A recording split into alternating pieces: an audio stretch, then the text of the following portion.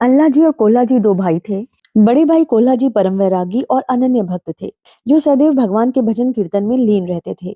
वहीं छोटे भाई अल्लाह जी राजसी स्वभाव के थे। वे राजाओं के साथ उठते बैठते, भोग विलास में रुचि रखते और उन्हीं की महिमा गाते।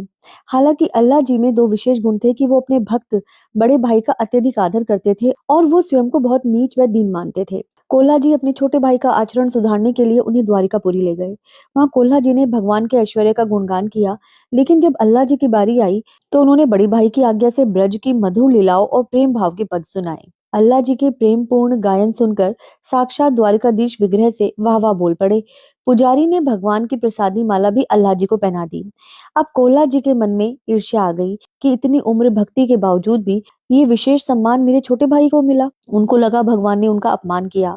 इसी दुख में उन्होंने समुद्र में कूदकर जान देने की कोशिश की। समुद्र में डूबने की बजाय कोल्हा जी दिव्य द्वारिका पहुंच गए और वहां पर भगवान ने उनको उनके भाई के पूर्व जन्म का रहस्य बताया।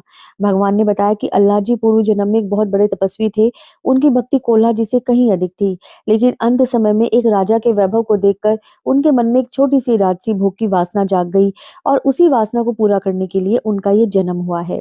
भगवान ने कोल्हा जी को उनकी ईर्ष्या का बोध कराया और बताया कि अल्लाह जी उनके वियोग में अन्न जल त्याग चुके हैं।